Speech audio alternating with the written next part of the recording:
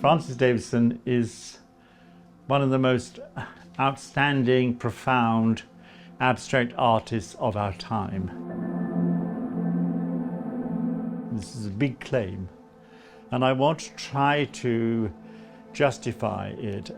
He was diagnosed with a terminal brain cancer.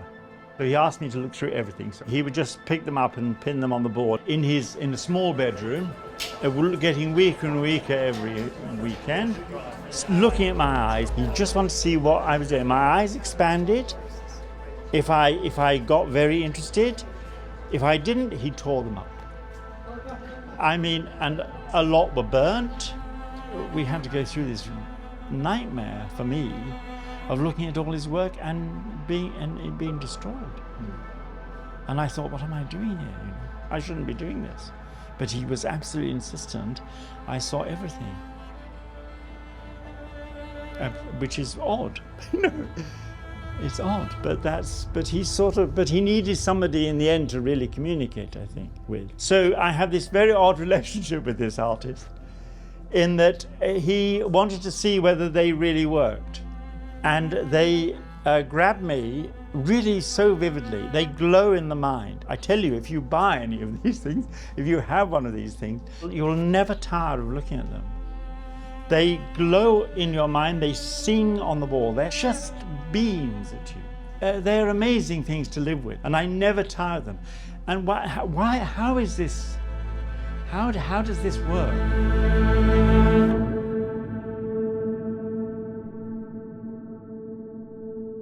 I was invited by the Arts Council in 1978. I was given by them £15,000 to spend on art for their collection. And I decided to have two restrictions. One is that the artist had to be mad enough not to be able to do anything else with their lives apart from just create. And the other thing is they couldn't have a London dealer. So I had to hunt everywhere. And I did it by asking artists who I admired, did they know anyone?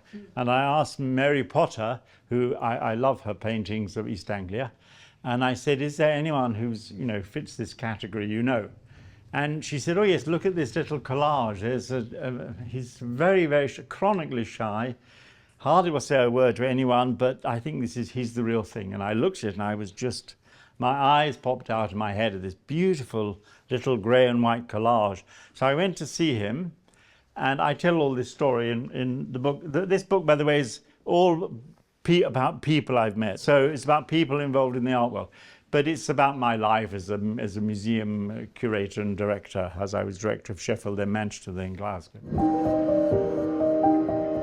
It's 40 years since he died. He died in '84. And he was diagnosed 2 years before he died with a terminal brain cancer. I knew him quite well then, and he asked me to look through all his work. And I had to go down, I was director of Sheffield Art Galleries at that time. I had to drive down to Southwold where he lived, and I would spend a weekend with him looking through everything. And from 1952 and his earlier paintings, he'd started doing collages in 1952. Margaret Mellis was a much more famous painter who sold work as well, but they lived very, very simply. And he survived by rearing chickens. He had 400 chickens at the most of them, and selling eggs, cycling around and selling eggs. But he was totally obsessed with what he was doing, and he had been working all these years without showing to anyone. So he asked me to look through everything. So I've seen all of these things here. He would just pick them up and pin them on the board. If you see holes in the top of the little holes here, that's where they were pinned on a board. They're all worked on a grey board, and in a small bedroom, but sometimes filling the whole wall. And he would pin them up, and he just watched he just sat there, getting weaker and weaker every weekend, looking at my eyes. He didn't look at the things, he knew them very well. He just wanted to see what I was doing. My eyes expanded. If I got very interested, if I didn't, he tore them up. I mean, and a lot were burnt. He then burnt them. If they didn't, so I have this very odd relationship with this artist, in that he wanted to see whether they really worked. And but I have to say, there's a little collage around here with wallpaper, which is just a beauty. And when he began to show me these wallpaper collages he did, I said, I can't get these. He suddenly lost his temper and said he had a very short temper. Hardly said anything. He suddenly lost his temper and said, "You're not seeing it. You're not seeing it." And he just dismissed my judgment of these things. I thought they were like pop. They were sort of, had limited perception. So I made a mistake about these, and I'm very glad he didn't, because it's a beautiful little thing around there. It's a beauty. So I've seen a lot. And I was very fascinated by it. And I still don't really know quite why. And it's 40 years since he's died. And I'm looking around this room again and looking at all these things again. And they grab me really so vividly. They glow in the mind. I tell you, if you buy any of these things, if you have one of these things, they live in your, you'll never tire of looking at them. They glow in your mind. They sing on the wall. Look at that. Look at that. Look at the pink, the sort of orangey pink in that. It just beams at you. They're amazing things to live with. Fortunately, I have a few that I can live with, and I never tire of them. And how is this? How does this work? Because they're obviously Francis Davison. They're obviously by him. At the same time, they're not. You know, you can immediately see a Ben Nicholson or something. You can see things immediately about, a Patrick Heron or something, whatever. Patrick Heron knew him, by the way. He went to the same school because Francis Davison was a Barnardo's boy. He was adopted. His father, Davison, was one of the owners of Kodak. And they only had one child, and they wanted 2 children. And they went to the Barnardo's home and chose 2 children, a girl and a boy, to be accompanist for their daughter. And that's how Francis Davison was taken out of an orphanage and was adopted. And then when his adopted father died, he was sent to school, a posh school, because they always went to public schools, and he suddenly found himself, and his best friend was Patrick Heron. And Patrick Heron always wanted to be a painter, and Francis was writing poetry. And Patrick, I used to say to Patrick, he's marvellous, this child. And he always said, no, he's a poet. He shouldn't be doing that. He shouldn't be doing that. The thing is that that they're Francis Davison. They have a family resemblance, but all of them are different. And the colour range is extraordinary. And they're all about something. So what are they about? They're not signed. There are no titles. And he said, signing, titling, dating have nothing to do with what I'm doing. Through Patrick Heron, Leslie Waddington, Patrick persuaded Leslie to look at them, and Leslie said, I will never show this unless they're signed, and dated. They have to be signed, dated, or what are they, So there's a few, there don't think any here, that Francis wrote FD, and he had a date on that, so something's just FD at the back. He was just furious about it. Anyway, Leslie Waddington didn't take them anyway, so he gave that up immediately.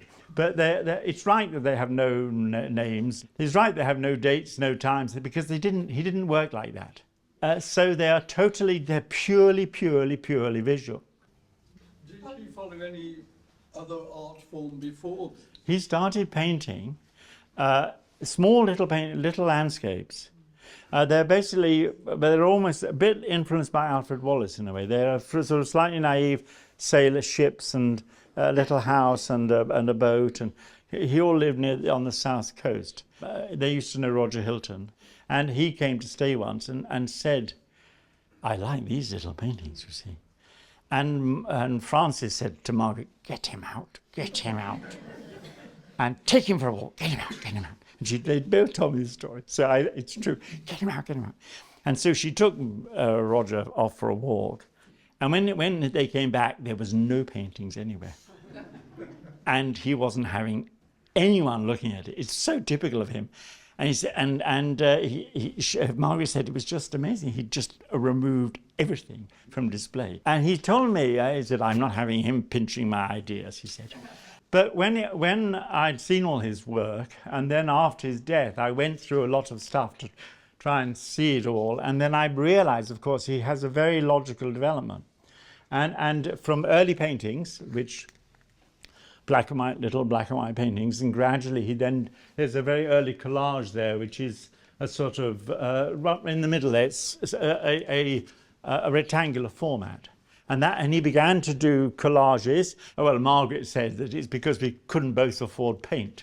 So she sold work, so she could afford the paint. So he said I had to make do with paper, which is what he did really. But whether that's a myth between the two, I don't know. But nevertheless, he did paper and then he got more. But what happens is that he starts off within the format of the rectangle, and that's almost rectangular, and then he just expands. And then he realized he didn't want the rectangular format. The whole thing grows and just grew and grew. And he would never tell me where he got his paper from. It's basically packing paper. And he then started to make these things just totally free-floating. Each collage, in a way, is a totally fresh beginning. He doesn't start with a preconceived idea of a collage he's going to make. He starts with paper and begins to play and play. And he lets time and the sort of instances, the things that happen, give him the idea of how to live next, how to live most fully visually. He's extremely contemplative, not mystical, but sort of monkish sort of artist. I mean, look at this little bit of pink here, for example. I mean, that little bit of pink, if you take it away, it transforms this thing. But if you put the bit of pink in there, and that's him just putting a bit of pink. When you look, say, at something like this, there's another bit of pink there. I mean, how can it possibly work? But it does. And the smallest nicks, this little hole here and everything, the smallest, these tiny marks, they look all casual because he was, he didn't want to tidy anything up. He wanted everything to just be as it is. So he's a bit like, when Samuel Beckett was asked, why do you write in French? He says, because I want to impoverish myself further. In a way, Francis Davison would make no concession to tidying, no concession to neatness. So he's throwing everything into the moment when he's living.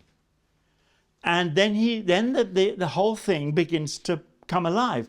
I mean, when you look at these different things, they're so different and they're so resonant. And they are celebrations of life in the most beautiful, stark, visual way. They're just pure visual celebration. And I was going to talk about one or two of them, but I haven't got time now.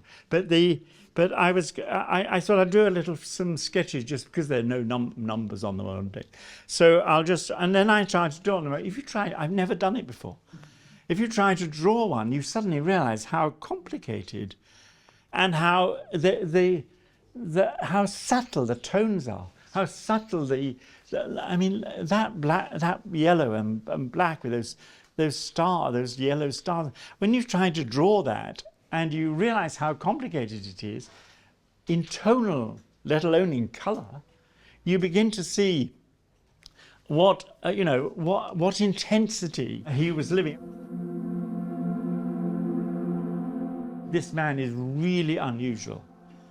And as I said, I bought works of his for the galleries I was in, and nobody knew about him, but by some strange fluke, I was invited to be chairman of the Arts Council Exhibition Committee in 1980. And I thought, I'm going to do one show in the Hayward, and I will just push it through every committee, which, I said I'll be able to get away with one show, that I really want. And I did a Francis Davison show, and nobody had ever heard of it. I said, we're going to do this show, you see. So they allowed me to do it, and then we did it. Francis was just diagnosed with cancer then, and he was furious with me because he had to frame all the damn things. And some of them we just put on the wall without framing, but he had to frame them all.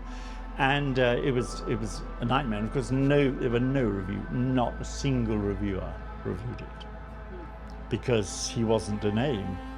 But amazingly, after the show and after he died, Margaret rang me and said, I'm being pestered by a student from Leeds called Damien Hirst. This is true. And And he's seen this show and thinks it's absolutely amazing. And he's been coming to see me, and he did a series of collages himself. I've seen 2 illustrations of 2 of them, and they were hopeless. Nevertheless, anyway, he was fascinated by it. And then he went from Leeds to Goldsmiths College in London, and he's suddenly discovered that though this guy had a show, nobody at Goldsmiths had ever heard about this artist. So he said, well, forget that. And he was quoted as saying, I decided from that moment on I was going to be famous for whatever I did. I'm not going to do something and, not be known for nothing. But at least he had the nous to realize this guy, this stuff is really special. And it is.